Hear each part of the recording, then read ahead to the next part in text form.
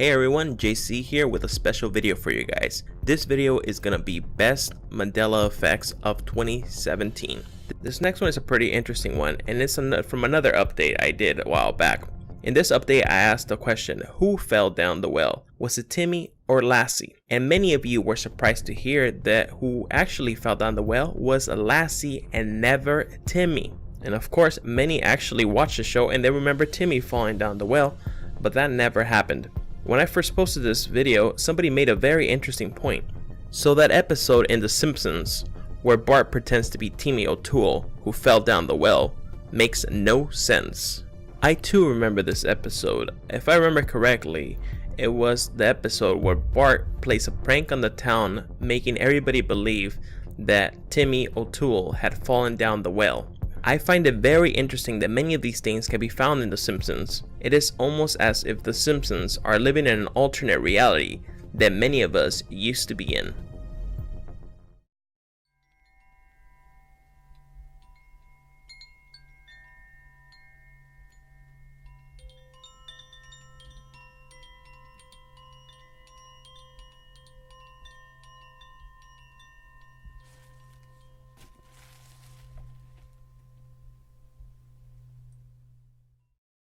For our next one, we have one from the Disney animated classic Alice in Wonderland, the 1951 version. And it has to do with Tweedledee and Tweedledum, two characters in the film. And the thing in question is the thing on top of their caps. I asked, was it a propeller or a flag? Well, it turned out to be flags all along. However, many people clearly remember propellers. And I had shown some images of other people that remember the same thing. And here's one interesting comment that I received when I posted this video. Seek the Truth 77 had this to say, I asked my daughter because she loves watching Disney movies, and before you gave the answer and I asked her what it was, she said propellers. And when I showed her that they were flags, she said, hey, that's not what it is. I find this comment very interesting as it is from a child that's actually watching the films now and not somebody that's trying to jog their memory from their childhood. Number 2 had a great impact on me personally, as well as many others, as it is one I discovered myself and reported on it here first. During the September 11 attacks, the Pentagon was struck by a plane with 64 passengers on board, which all perished on impact. However, I remember hearing that there was no casualties at the Pentagon itself, due to the fact that the area which the plane impacted was being remodeled at the time. However, it turns out that was not the case. There was actually 125 casualties inside of the Pentagon, not including any of the people from the plane. When I first posted this, the vast majority of people remember the coverage remember it the same way.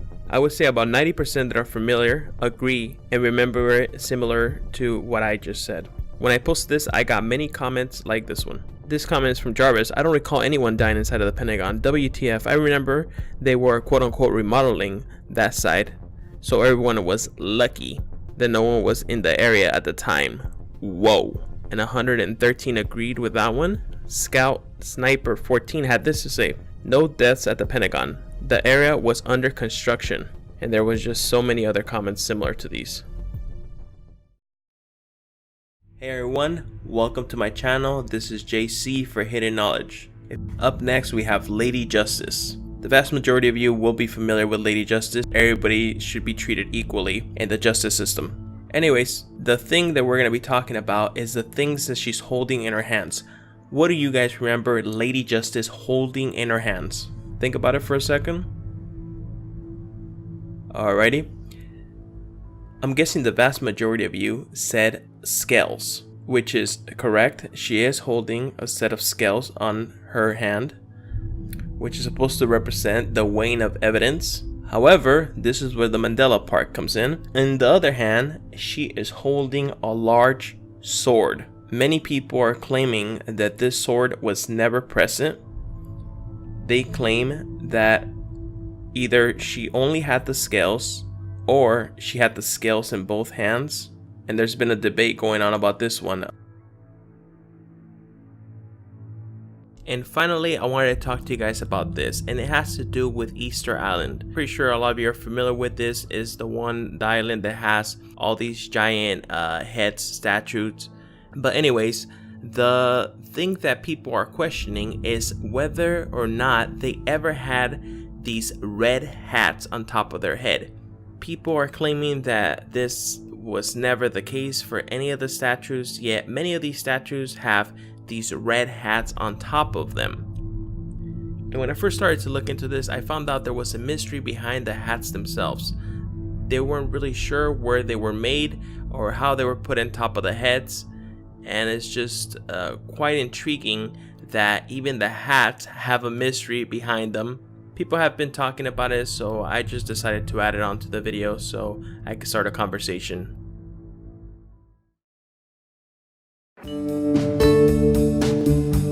Mirror, mirror on the wall is a quote commonly associated with the 1937 animated film Snow White and the Seven Dwarfs.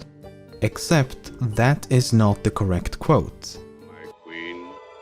Magic mirror on the wall, who is the fairest one of all? This would be strange if it wasn't for the fact that this is an adaptation and the original source material reads Mirror, mirror on the wall. Nearly everyone seems to have favored the original version, so naturally that is what most will adapt and remember. Mirror, mirror on the wall. Mirror, mirror on the wall. Mirror, mirror on the wall. Mirror, mirror on the wall. Mirror, mirror on the wall. Mirror, mirror on the wall. Mirror, mirror on the wall. Even official Disney material has opted to use the original version, perhaps for the sake of familiarity and preference, or, you know, alternate realities.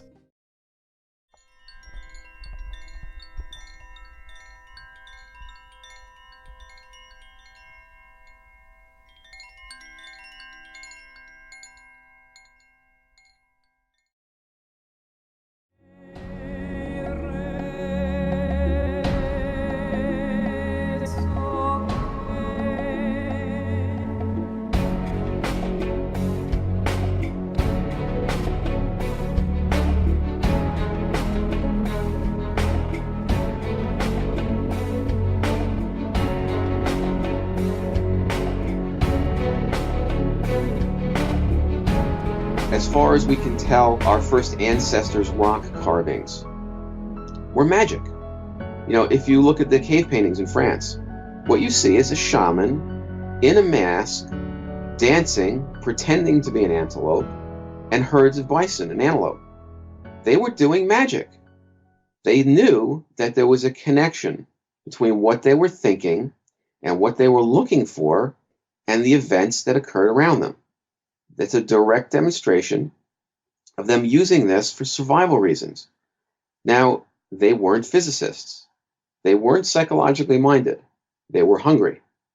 So, if they noticed a slight advantage when the shaman put on a mask and danced, then damn it, they were going to have the shaman put on a mask and dance because they had kids to feed. Very practical. They didn't need to know how it works. We're very physical creatures. Two of those emotions, anger and love, cause the organism to move towards things. Love to preserve things, you know, and be grateful for them. Anger to change things, to change the environment. Fear and revulsion are different ways of moving away from something. So we're very physically oriented, just the way our neural tissue, we think in sensory signals. Anybody, for instance, that does hallucinogens and sees all these visual patterns on the inside, they're watching data processing. You know, they're seeing this supercomputer processing information in terms of senses, visual images, sounds, physical sensations, smells, and tastes. That's the way we think. Now, the downside is that, you know, the brain processes your experiences for decades. We can actually use fMRI scanners now to watch people's brains think. We can see the data transfers. And if someone is traumatized, we can see the pattern, you know, that the brain's working on, and we can actually watch things like PTSD over decades. Traumatic events, some people, their brains continue to try to associate and process them away for their entire lives. So, for instance, everybody knows somebody whose life is in perpetual crisis. Now, a lot of times as a psychologist, I find, for instance, a kid is molested by a parent. Some like drastic cosmic disaster occurs to this person at a vulnerable stage. They may never be able to resolve that. And all the experience they have from that point on are trying to be associated and filed away relative to the trauma. Now, in order to function in the world, a lot of people that have had these kind of PTSD causing experiences, they'll forget them. They'll push them out of conscious awareness, out of that little walnut-sized piece of the brain, into the automatic processes in the brain. Unfortunately, they don't go away. They're not sitting in a bucket somewhere. They're active data. They're massive mathematical formulas. Your brain is a miracle. The brain you're using right now to listen to this has more computational power than every computer on the planet wired together. You have 200 billion neurons in your head. Each one of them is about as powerful as a laptop, and they're all connected to as many as 200,000 others. You know, what you're doing is a miracle. Everything you experience is present moment. People think memory is a tape recorder. It's not. Everything is current. It's all data, formulas that are actively floating and processing in the brain. You might have had the experience of having a hangout with friends of yours, and you start to reminisce about old times. And someone says, well, yeah, I remember you were wearing that green shirt, and she came up to you, and then he did this. And the person next to you, no. He was wearing the shirt, and she didn't get here till later. And everybody's got a different version, and eventually maybe they'll agree to a version. The reason everybody remembers it differently is because nobody's a tape recorder. Every experience you have changes your memories. It associates those formulas, those massive pieces of mathematics that are the neural signals, average into other mathematical neural signals in the brain and shape who you are in the present moment. Synchronistic events reflect all of this. Memories, fantasies, altered memories and fantasies, expectations, desires, hopes, it's all data signal. There's no difference between intellectual thoughts and emotion. It's all math in the brain, experienced in different ways. So when someone is traumatized, it becomes unconscious and the foundations for the way they see the world. Say, for instance, again, a child is molested. It affects the entire way they will trust other people and view the world as a hostile place for the rest of their life. That's why it's so damaging. And once it goes unconscious, it continues to produce meaningful coincidences in their life. The trauma continues to be replayed in the environment around them. They tweak their environment to try to replay the events, to try to resolve them.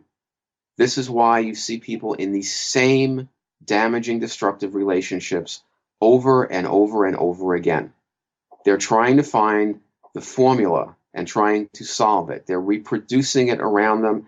And because we have this evolutionary gift, they're also giving a greater chance that the environment will present them with the circumstances to recreate the trauma they're experiencing.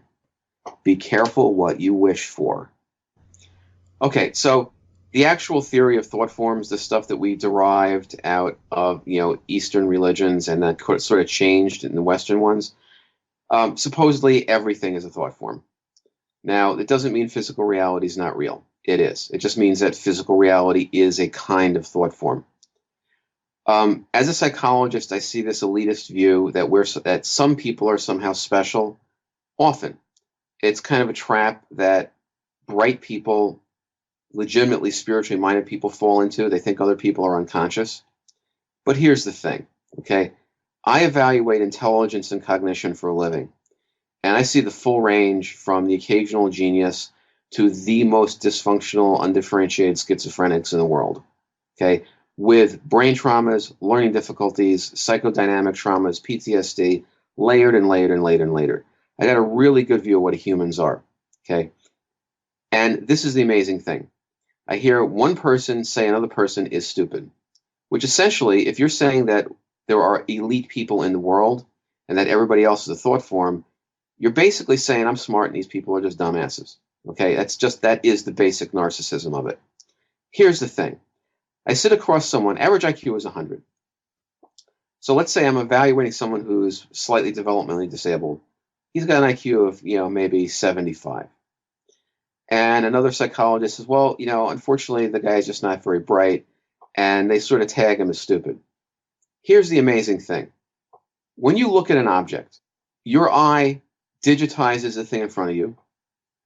On the way to the brain, even, the optic nerve does math on the images. It color corrects. It changes the contrast. It contacts areas of your cortex to look for associative patterns to fill in pieces of the information that's not available. It does mathematics on the image that our current mathematicians are literally saying is impossible. That's how complex it is.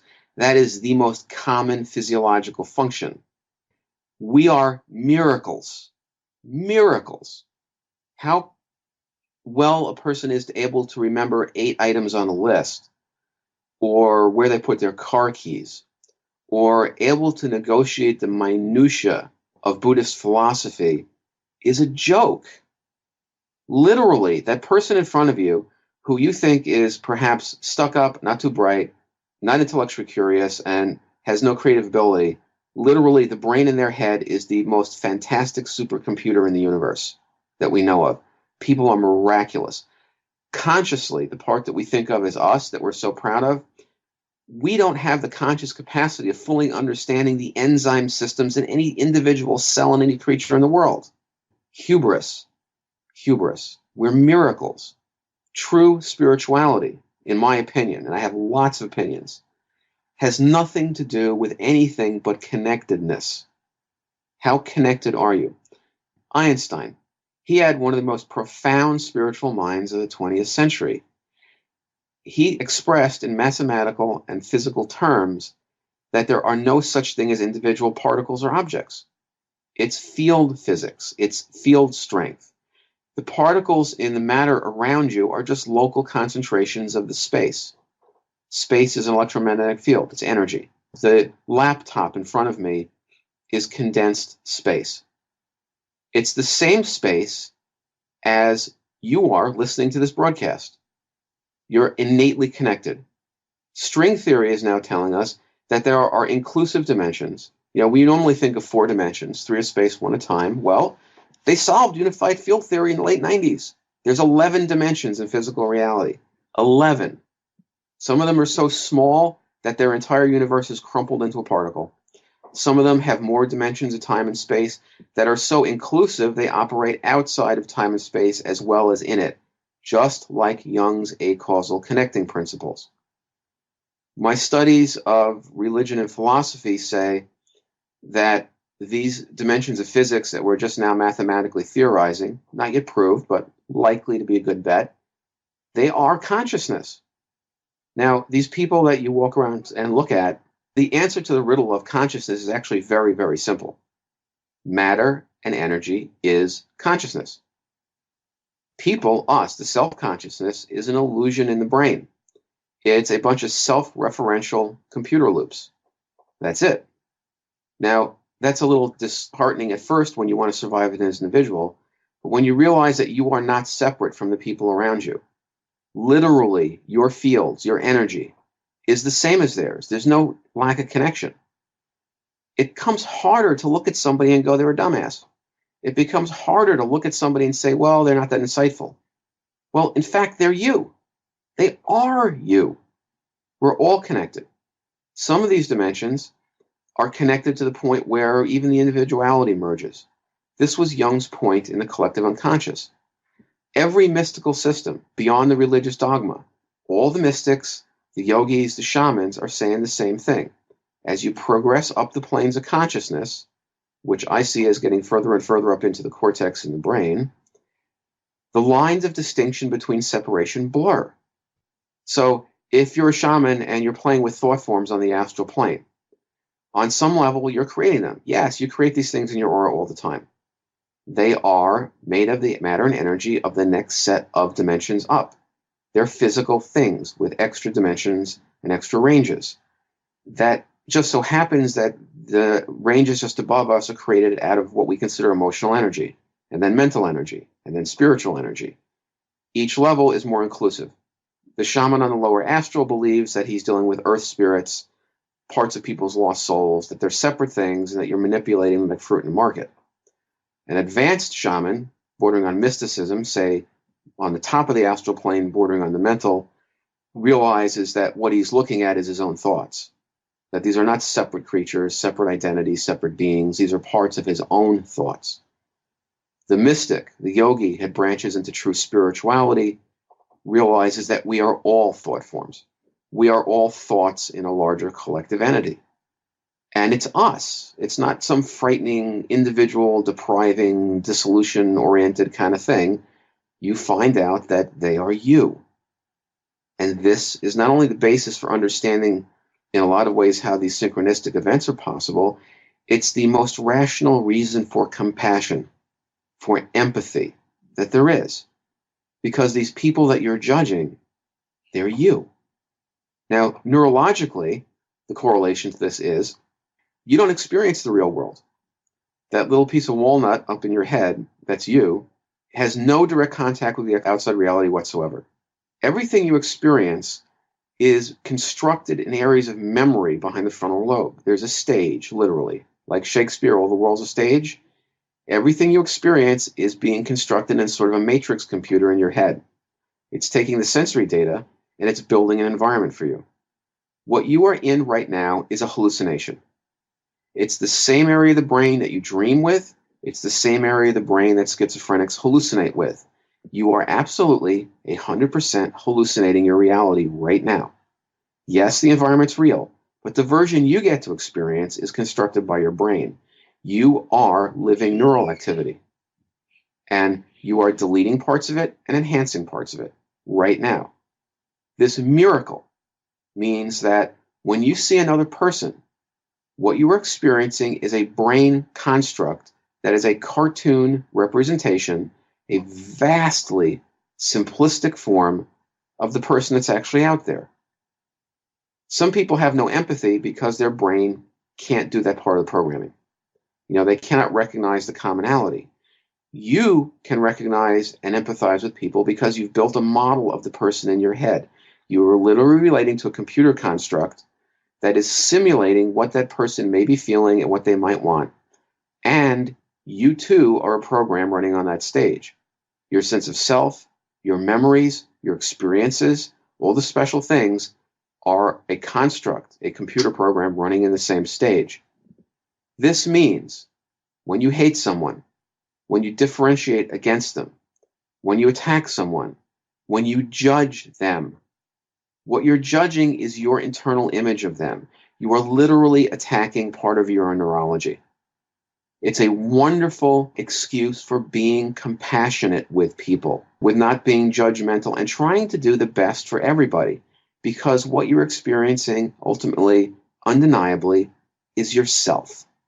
And I believe that's the basis of spirituality, not thinking that one group of people is more special or evolved than another.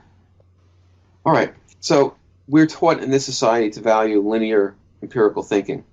And when you take the child, as I mentioned before, and you discount their experiences with synchronistic events, you're programming their brains to ignore them. If you tell your brain that these events are not real, not important, it will take you at your word and it will filter them out and you won't see them. I've been in rooms with people who their thought patterns are talking to them through TV sets and all these wild coincidences are happening around them and they have no clue. And I can actually sort of, almost telepathically read some of the stuff they're going through and they're not tuned in at all. But it develops in stages, often for people. The first stage for people is usually, they're clueless. Then they see some event and they clued into the fact that it's possible. And they will often go frantically searching for an explanation. Now, what they find is any version of some mythology, basically. Usually that reflects their own psychodynamic life and development. And they will, for a while, think that they are being subjected to synchronistic events. It's an outside source. There may be some paranoia involved in this. They may feel picked on, singled out, selected. Eventually, they come to realize that they're maybe looking at reflections. They see some of their thoughts. At this point, the mythology kind of breaks down. So if someone believed UFOs were super technological UFO aliens were arranging their environment and that they were going to be picked up or some nonsense, what'll happen is eventually they'll start seeing cracks in the mythology. Things don't make any sense. You gradually work through some of your defense mechanisms and you don't need them anymore. You get freaked out and amazed long enough, it becomes more like day to day. And so you start to realize that the mythologies aren't necessarily true. You're looking at statements that don't come to pass, and you start to realize that, well, what are they making fun of me? And then eventually you kind of realize, well, no, I'm seeing thoughts. I'm seeing my own thoughts. So there may be a period of time where it's like, well, who is mocking me by reflecting my thoughts back at me through the environment? Eventually, by hanging out with it enough, you figure out there's nobody there. There's no outside entity at all. You're looking at a mirror. When you realize that, there's usually some considerable terror involved. There's this sort of terrible freedom if you're seeing your thoughts reflected. Oh my God, am I going to really mess up my life? Am I going to cause some disaster to happen? And my deepest fear is going to come true. Well, people's deepest fears do come true, but they come true as synchronistic events like dreams. They don't actually happen. They just may scream at your face that they're going to happen. You're going to die. You're going to do this. The world's going to, and eventually, after none of that stuff happens, you realize that you're just going to a horror movie and scaring yourself. Because, people enjoy their emotions. That's why we have horror movies. People pay to be scared. After people are done frightening themselves silly for a while, undergoing what Jung called the dark night of the soul, you calm down. You realize you're looking at reflections. There's no harm in them. They don't cause anything. And then if you are lucky, you go, hey, you know something? This could be fun. And then you start focusing your thoughts on specific patterns that you choose. And in doing this, they start to reflect back. And you gradually gain the ability to bounce thoughts by choice off the environment.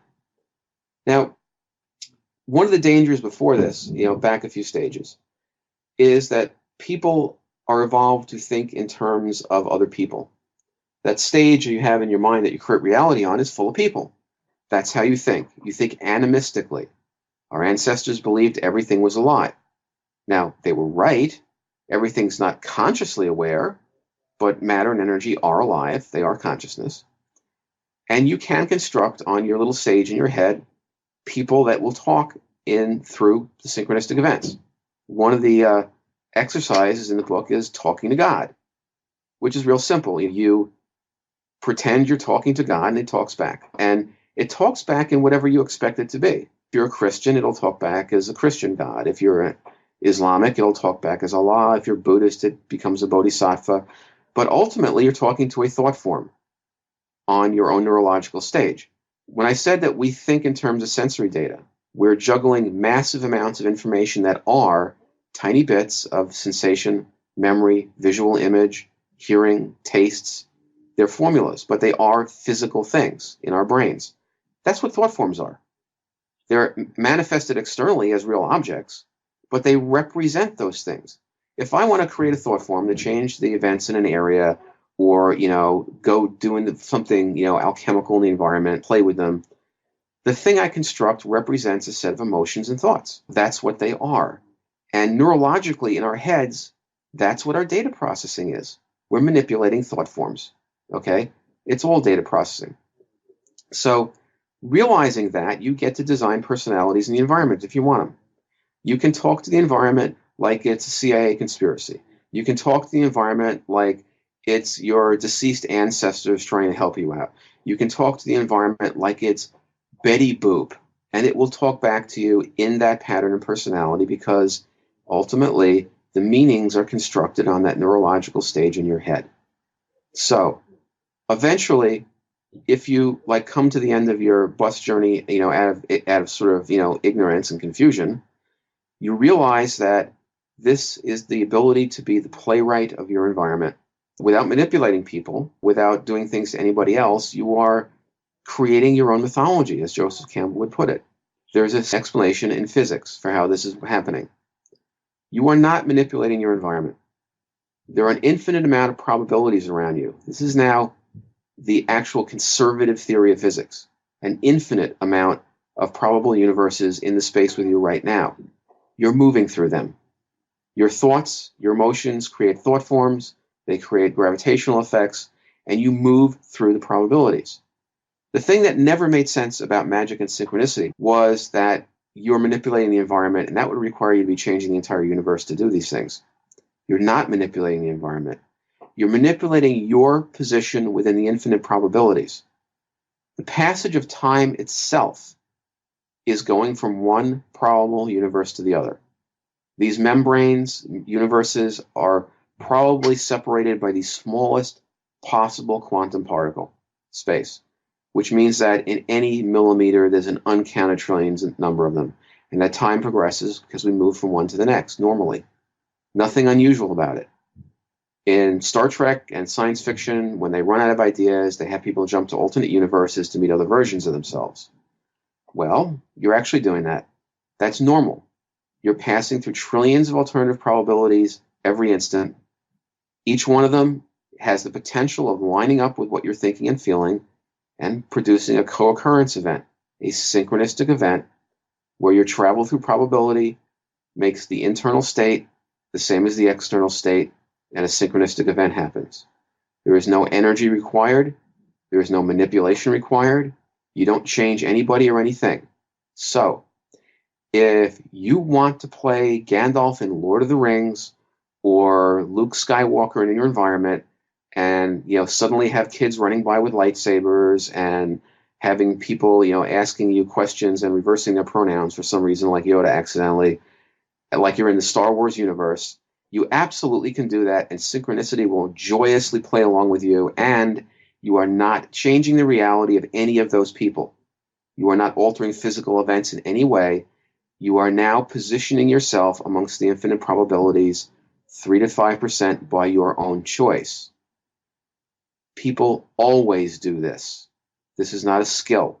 It's not something you develop. This is normal. Everybody does this. Unfortunately, sort of once you know this, your universe is kind of changed forever. Now you can tone it up or down. You can ignore synchronistic events, get bored with them essentially, and they'll stop manifesting as intensely. If you focus on them and expect them to happen, think about them, your brain will start showing them to you again. You have the natural ability to tune them up or down in intensity, to choose their content, and to choose what emotions they reflect back with you. You are the playwright for your own stage. And that, in my opinion, along with the ultimate realization that, we are kind of unified, is where synchronistic events lead. And it's the opportunity and a challenge. It is a freedom. It is a choice. It is not a responsibility. It is a gift. And being cognizant of it gives you the choice of playing with it or not. I've had times where I've turned this off for months at a time because it's too distracting. Too much work to do, too much family stuff to do, there's kids to raise, there's, stuff to do. But as a way of knowing what's going on with you internally, of being able to watch your environment, to choose an enjoyable theme, and then listen to the daily processing of your unconscious in the context of the outside world, it's fun, and I think it's beneficial. And that's what I was trying to get across to people in the book. That, you can have a great time with this. Just don't fool yourself. Just know what it is for what it is. This is a mirror.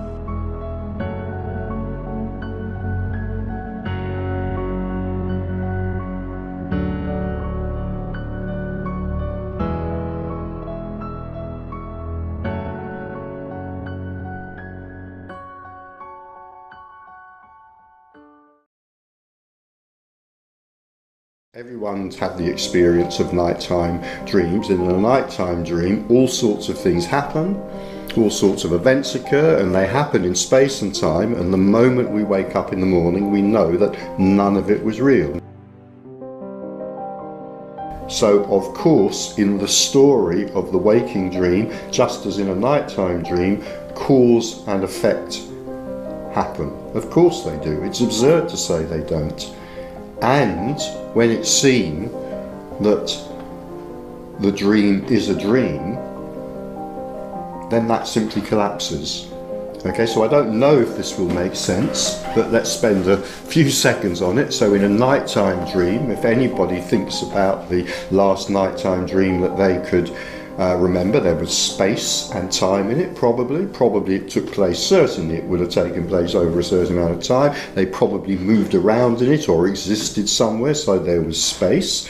And almost certainly in that nighttime dream there will have been cause and effect. Perhaps they went to a railway station and bought a ticket for a train ride, and they were given a ticket, and then they got onto the train and the train started moving through time and space. And perhaps because it's a dream, an elephant came in and sat down on the seat next to them and started talking to them, maybe. So there's time, space, cause and effect all happening in the nighttime dream. Now the moment that the dreamer wakes up from that dream in the morning, from the nighttime dream in the morning, it's known that none of those things had any reality. There was no time, there was no space, there was no ticket, there was no train, there certainly wasn't any talking elephant. The nighttime dream feels absolutely real while we're in it. The moment we wake up from it, it's known to be unreal. Now, of course, waking up from a nighttime dream is the death of the one who was in the nighttime dream. So what we're talking about here, we're not talking about waking up from this waking dream. Waking up from this waking dream is physical death. What we're talking about here is awakening to the dream. In other words, we're waking up to the fact that this is, in a way, a waking dream. It's real and it's unreal. It's both. And one metaphor that's used is that awakening or liberation or whatever you want to call it, it's kind of the equivalent of, in a nighttime dreaming, what's called lucid dreaming. Lucid dreaming at night, the dream goes on, but the dreamer becomes aware that it is a dream. So that's quite a good metaphor. The other thing I'd like to add in terms of what you said, of course, this does seem utterly, well, it doesn't seem, it is utterly convincing. A nighttime dream is also utterly convincing, but the difference, the main difference, I would suggest, between a nighttime dream and this waking dream is that this waking dream is a great deal more consistent. It has a lot more consistency than a nighttime dream.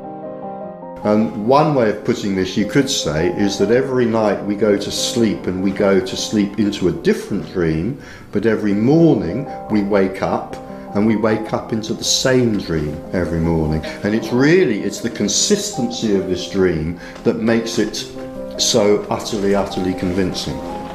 But also notice, because some people do use the word illusion about this, notice I'm not saying that this isn't real. At no point have I said this isn't real. I may be using the metaphor of a waking dream, but I haven't said that it's not real. It is real, of course it's real. If the word real means anything, this is as real as it gets. This cup of tea is as real as it gets, but it's also unreal. It's not one or the other, it's both.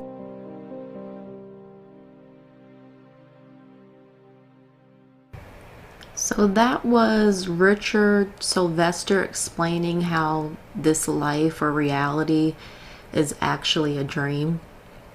And I've been getting so many comments from people in the Mandela Effect community about how this life seems more dreamlike than ever, that I've decided to make a video about yet another Mandela Effect theory. Before I get into the bulk of why I think the Mandela Effect is occurring, because we're in a collective dream or shared dream, I want y'all to listen to this short clip of a lady basically saying what I've been hearing a lot of us in the community saying about our dreams seeming more real and this world seeming to be more like a dream. I have a question about the dream state and the waking state. So I guess in my experience of contemplating different things and sort of deconstructing models and overlays and all of that, it seems though that the waking state almost becomes more dreamlike as the sort of objectness starts to fall away. Yes. And something that I've been noticing is that, like, it's a sort of a funny, sort of peculiar thing, and it's not totally peculiar, but I question sometimes, is this a dream? Sometimes my dreams are becoming, they seem to be sometimes more vivid than they used to be, and detailed. And then something might happen during the day, and then I'm thinking, was that, do you know what I'm saying? It's almost like the waking state is becoming more dreamlike, and the dream state is becoming more vivid. And yes. What is daytime, or the waking state? From the conventional point of view, the waking state consists mainly of objects made out of matter.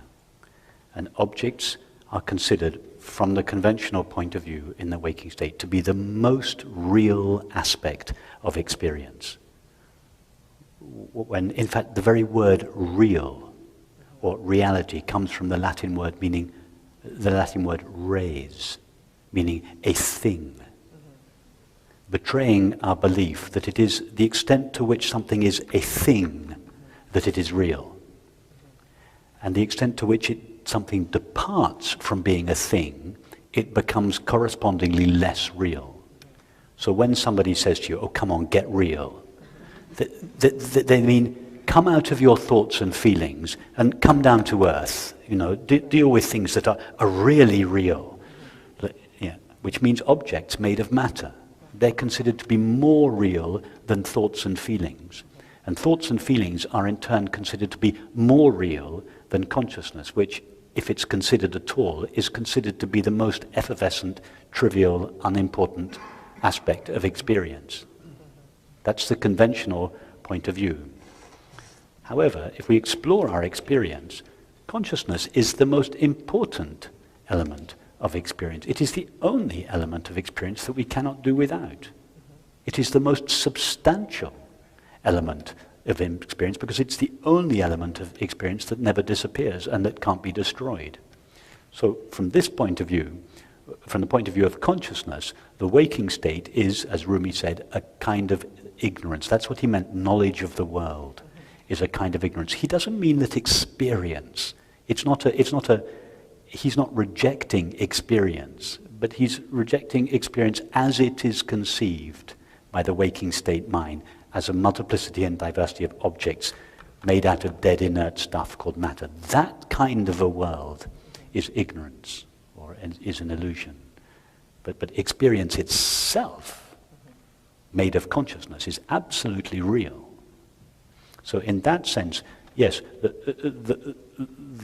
what we once considered to be real, objects made of matter, become less and less and less real. And correspondingly, what we once considered to be completely unreal, to the extent that we didn't even think about it at all, consciousness, is now realized to be the sole reality of experience.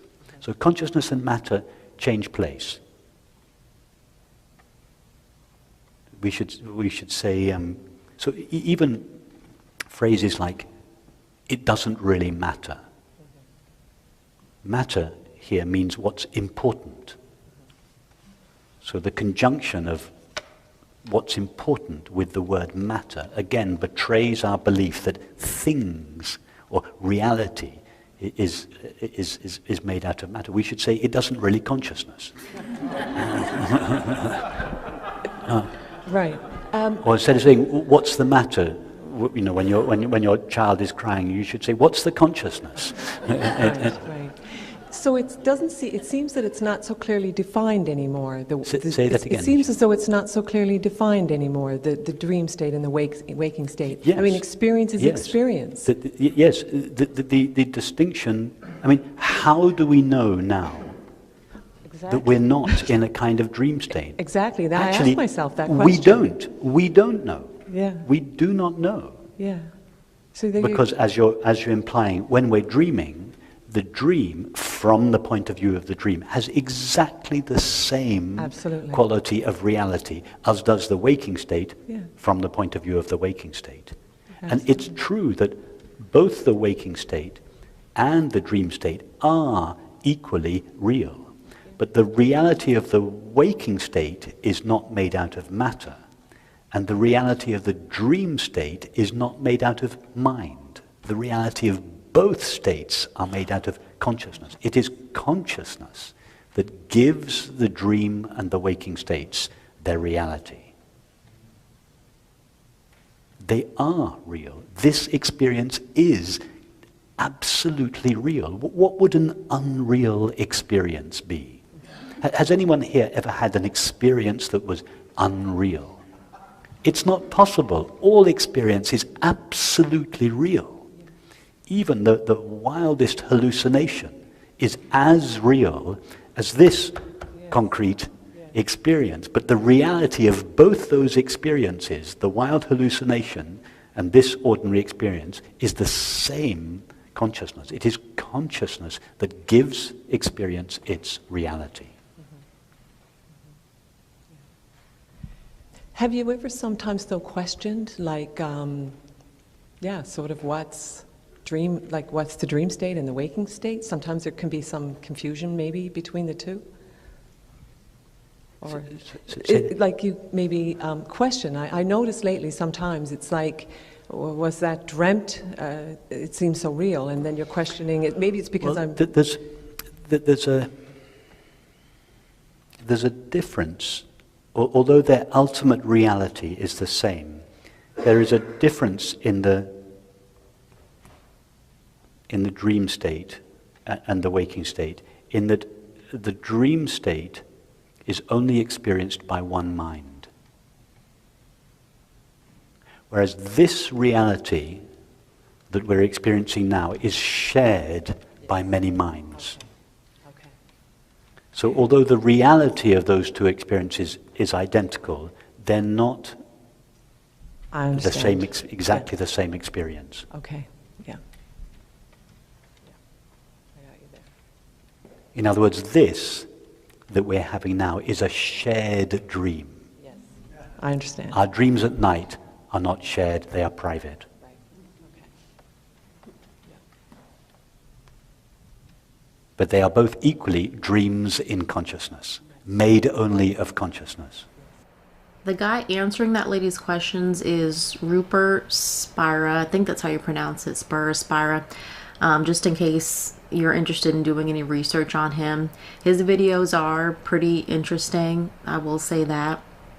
And I'll put a link to some of his videos below in the description. But yeah, believe it or not, science may actually back up the idea that reality is a dream produced by our brain waves and ultimately our consciousness.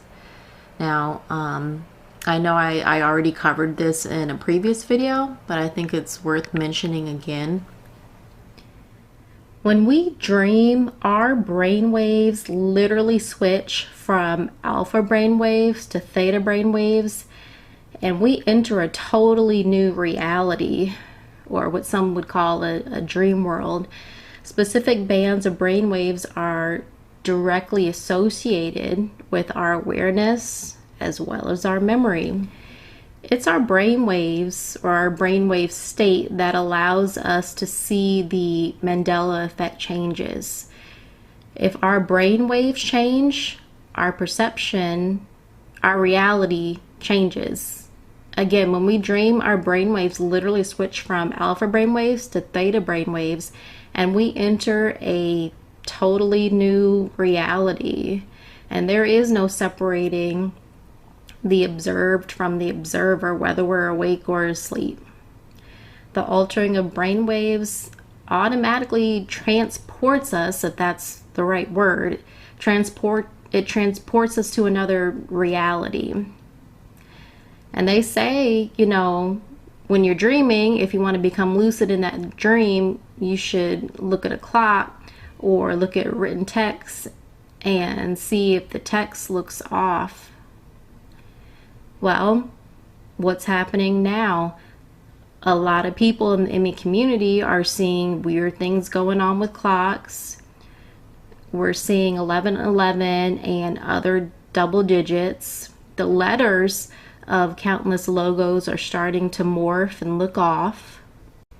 People, we have no idea what a dream really is or how it even works. We think just because we slap a label on it and call it a dream that we got it all figured out. But really, we don't truly know everything about dreams. And I hate to even call it a dream, because by calling it that, it makes our minds just dismiss it. A more accurate name for it would be an alteration in one's brain waves that results in one finding themselves in a new world, timeline, and or reality. And dreams can occur on both an individual and a group level, by the way, since there have been cases where a group of people have or will have the exact same dream at the exact same time, and in essence even interact with each other within that dream. If you don't believe me, you can just Google it. I mean, after all, dreams don't take up any space. It's empty space. And science has said time and time again that our physical world is made up of 99.9999% empty space. Am I saying that all dreams are as real as this reality? No, not necessarily. I'm saying that we need to acknowledge that we don't really know everything about what exactly dreams really are. Reality is perception. Perception is reality. It's impossible to separate the observed from the observer. It's impossible to separate the observer from the observed. I'll say it again. This has already been proven with the research of Dr. Robert Lanza and many other studies. So if we are actually within a collective or shared dream right now, then wouldn't it be safe to say that metaphors and symbolism plays a much bigger role in this thing than we were taught growing up? I mean, think about it. Do our own individual dreams not have things within them that can be interpreted on a symbolic level? Maybe the elites know this, so that's why they're so big on placing their negative symbols everywhere within the mainstream media, maybe as a way to condition us to think on a subconscious level that all symbolism is evil, when they know good and well not all symbolism is evil. I think the whole idea behind symbolism is that the meaning behind it only holds as much power as you choose to give it.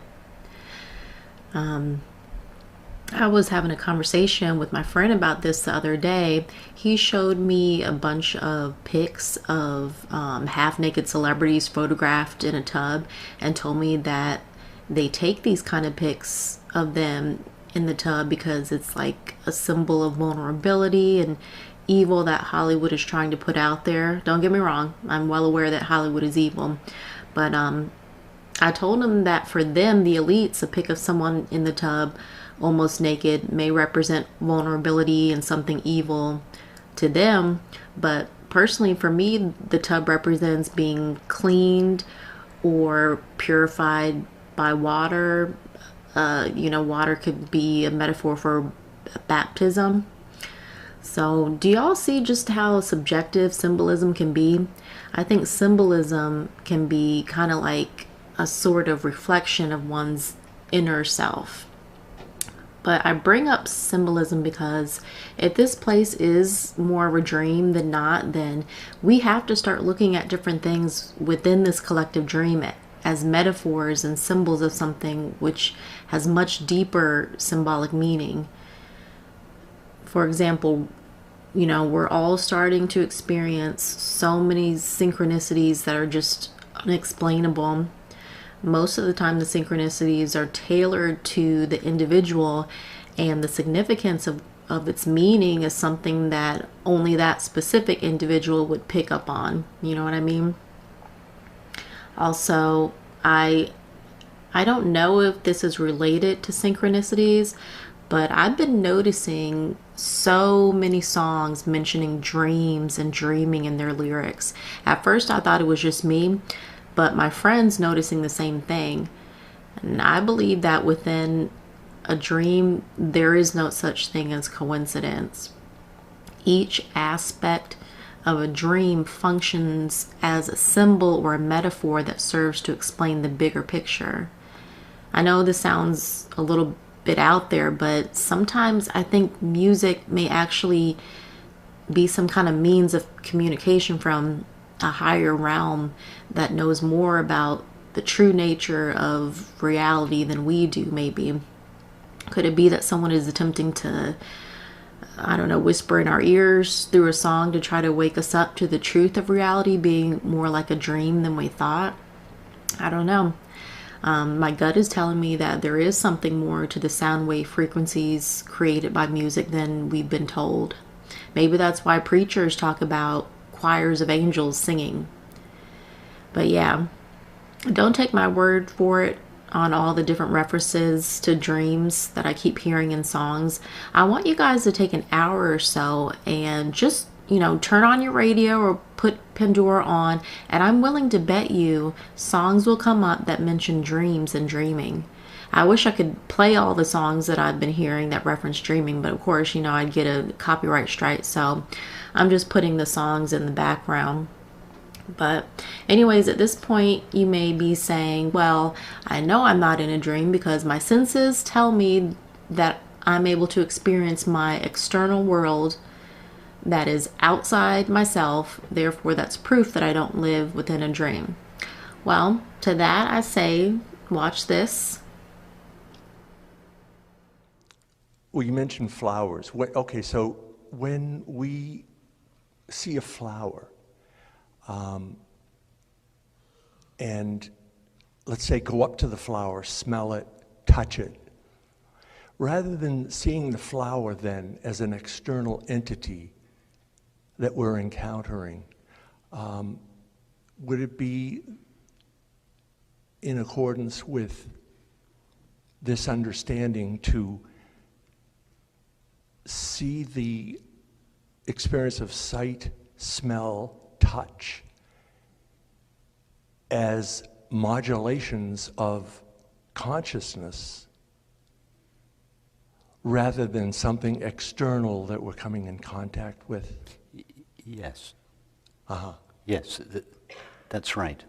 Take the experience of seeing, touching, and smelling the flower. Right. Take seeing to begin with. Mm-hmm. Are we sure that there is a flower outside the experience of seeing? Yeah. We say we are seeing the flower, but in fact, the flower is an inference. Right. All we can know for sure is, I am experiencing seeing, or there is seeing. Yeah. The object seen is never found. In other words, it's not seeing the flower, it is just seeing. Yeah.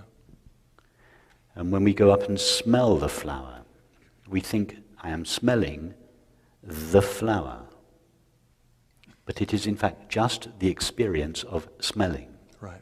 It's not the smelling. We never find the of the flower. And the same with tasting and touching. So when we say we see, hear, touch, taste, and smell the world, and our only knowledge of the world is the five sense perceptions. Yeah. Nobody has ever actually found a world that exists in its own right, independent of the experience of seeing, hearing, touching, tasting, and smelling. Right. So we can't even say there is seeing, hearing, touching, tasting, and smelling of the world. We can only legitimately say there is seeing, hearing, touching, tasting, and smelling. Yeah. It's not of anything. Yeah. And it's our mind, not consciousness, but our mind, that our relative mind, so to speak, that conceptualizes those five or those sensory experiences into a thing. Yes. Yeah. Yes. Yes. However, the intuition that there is one thing out there called a flower that we are seeing, hearing, touching, tasting, and smelling is not completely ignorant. It's based on the intuition that although seeing, hearing, touching, tasting, and smelling are 5 different experiences, what is truly being experienced is one. Mm-hmm. That is a correct intuition. Which is awareness. Exactly. Thought, in response to this intuition, thought posits the single object that is seen, heard, touched, tasted, and smelled. It's just the interpretation that thought gives the experience is incorrect. It is true that seeing, hearing, touching, tasting, and smelling do have a single common source. It is awareness. But because the object-knowing mind can't see that awareness, it projects the single object into the world and says the object exists out there. Yeah. Yes. Yeah. Thank you. So it's very interesting, Ken, because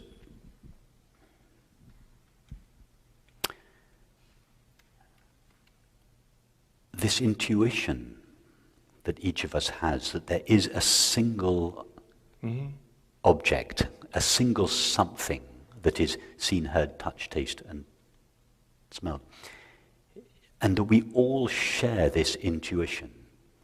And materialists use this as apparent evidence for an outside world. It's called the intersubjective agreement, the agreement between different subjects. And they believe that the world is evidence. The fact that we all experience the same world is evidence that there is a world outside consciousness. In fact, it's the opposite. The world, the shared world, is evidence of shared consciousness. It is because each of our minds is precipitated from the same field of infinite awareness that the world appears to be the same to each of us.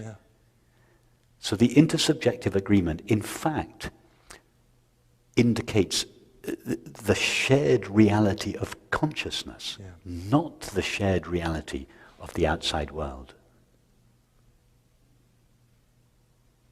And to just finish the quotation, when Shakespeare said, beauty brags, but 'tis not she, he meant that seeing the world as things out there, and in any case, seeing some superficial beauty is not really it. Exactly. The way he uses the word beauty in this context is beauty brags, but 'tis not she. It is the shiny surface of the object that seems to attract our attention away from consciousness towards the outside object. The object in this sense is bragging. It is saying, come to me. It is saying to the attention, leave your home in awareness and come to me, the object. Beauty brags, but it is not really she.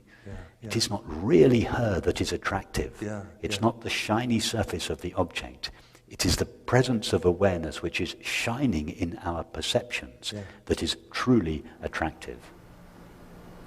So, if life is actually a dream, and we are all people or characters within a dream, then you have to ask yourself, who is the one dreamer? Who is dreaming this dream? Who's the one dreaming all of this up? And Nate Atherton, sorry if I'm mispronouncing your last name, he got me thinking about this the other day when he was talking about the Word of God. To answer this question of who the dreamer is, I'm going to read a comment I left on one of Nate's videos where he was talking about what the Word of God is. The essence behind what words are is actually thought. The essence behind the Word of God is God's thoughts. To imagine the thoughts of God is pretty amazing. There must be so much power behind God's thoughts that it would result in the creation of worlds or many individual consciousness. What if God is the dreamer and we were created by his thoughts, i.e. the Word? Through us and all of creation, which are his thoughts, which many call his Word, he is able to experience every imaginable aspect of himself. Just think about it. When we dream, there may appear to be many characters within the dream, but they are really only part of the one dreamer. Maybe it's like that with God. As above, so below.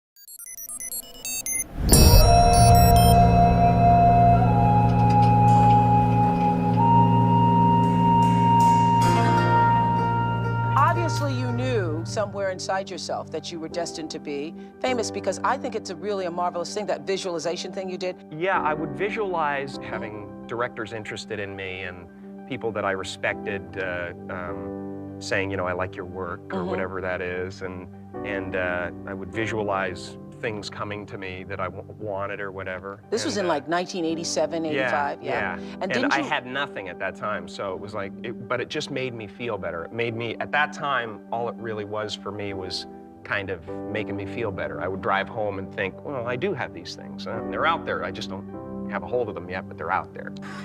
George Bernard Shaw said, "People are always blaming their circumstances for what they are. I don't believe in circumstances. The people who get on in this world are the people who get up and look for the circumstances they want, and if they can't find them, make them." Well, it's pretty apparent, isn't it? And every person who discovered this for a while believed that he was the first one to work it out. We become what we think about. What we believe determines what we make true. Our perceptions of reality, how we think about ourselves and the world around us, what we look for and what we take to be true, is determined by our beliefs. Alter a belief and you can change reality, or at least the reality that you experience. What I'm saying is that through your beliefs, you form your reality. What we take to be true on a subconscious level becomes our reality. Remember, what we believe is based on our perceptions, and what we perceive depends upon what we look for. And what we look for depends upon what we think. And luck, and we all know of those people who seem to be exceptionally lucky, is created out of a core belief that good things should happen. It's an expectation. Expect to be lucky, and you will be. It's as simple as that. What Lao Tzu taught me was what to specifically think in place of thinking that. Instead of thinking that I don't trust my nature, he said, trust your nature. Instead of saying, I need more, he said, you need less. More is less. That comes right out of the Tao. Next thought. Move from thinking in a rigid way to thinking and being flexible, soft, and allowing. From rigidity to softness. Lao Tzu is speaking to us about understanding our nature by examining how nature works and then making it apply to our thoughts. So that a soft thought, a thought that isn't a rigid thought, a thought that doesn't say, you have to be this way or you have to be that way, a thought that is not stiff, a thought that water, there are so many references to water and what we can learn from water. You're 75% water. The planet is 75% water. We are water. The rest of us is just muscled water. It's all water. And water is soft. Water can enter anywhere. You get into a conflict with somebody else, and you picture yourself as water.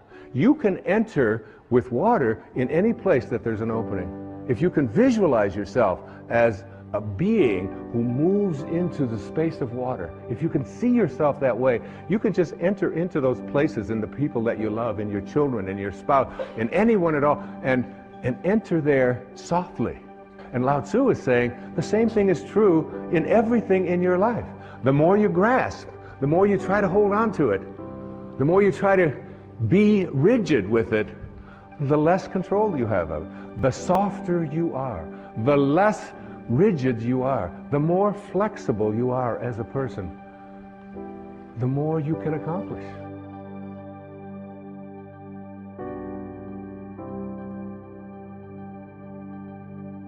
This is what it is, okay? I said, empty your mind. Be formless, shapeless, like water. Now you put water into a cup, it becomes the cup. You put water into a bottle, it becomes the bottle. You put it in a teapot, it becomes the teapot. Now water can flow, or it can crash. Be water, my friend.